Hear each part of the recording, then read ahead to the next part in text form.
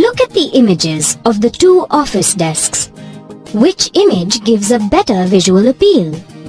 The second office desk looks tidy, neat and appealing. Now, look at document 1 and 2. Both are resumes. Document 1 is unformatted text, while the same content is formatted in document 2. Which document is easier to read? The natural choice is document 2. Page formatting provides a visual appeal to the overall document by using the desired attributes such as page size, orientation, and margins. This setting of page design and layout is called page formatting. In MS Word 2010, you can access page formatting from the Page Layout tab in the top ribbon.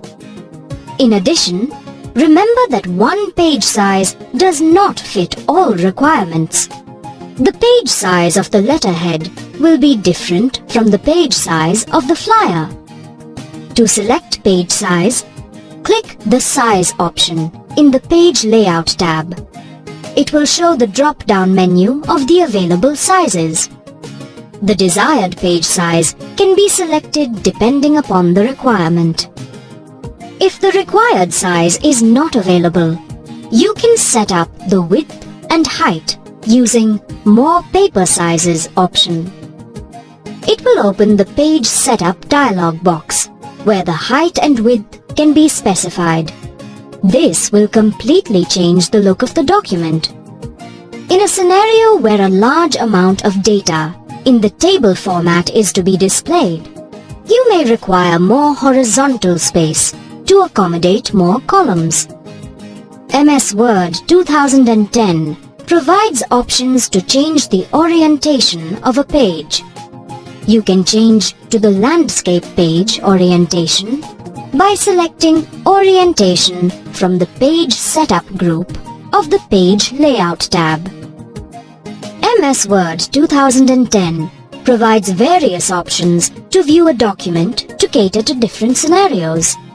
The page layout options are available at the bottom right corner of MS Word 2010 window. These options include Print Layout, Full Screen Reading, Web Layout, Outline, and Draft. Page setup margins for a document define the working area of a page. MS Word 2010 allows margins at the left, right, top, and bottom of a page. To set up the margin, select Margins from the Page Setup group of the Page Layout tab.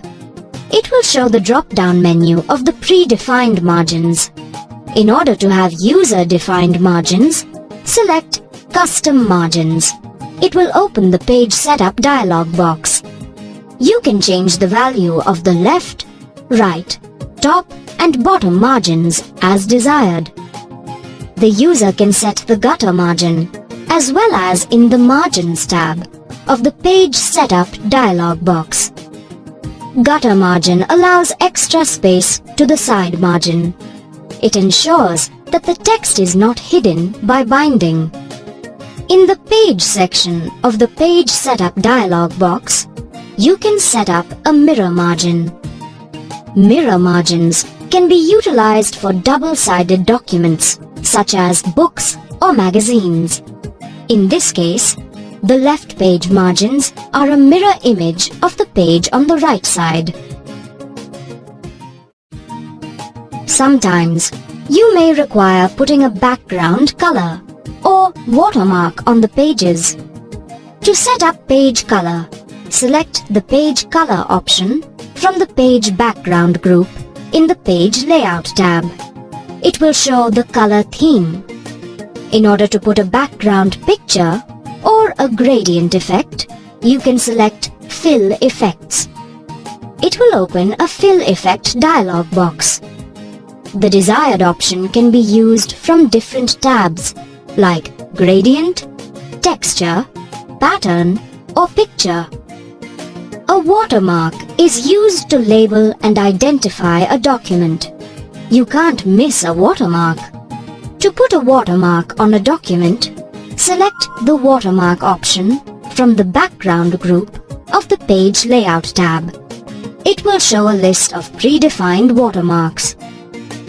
A watermark appears on a document as background. In this case, confidential is a watermark. Customized watermarks can be created by selecting the Custom Watermark option. It will open a dialog box. You can add images as a watermark on the page as well.